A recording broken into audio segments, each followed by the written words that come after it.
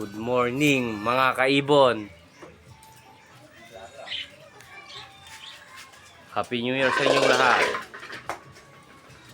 Ito, nagpamalunggay tayo sa mga ibon natin. Tapos may inakay tayo rito. Dalawa, ayun. I-harvest na natin yan. Ito. Pinagsama-sama ko na rin yung mga red eye.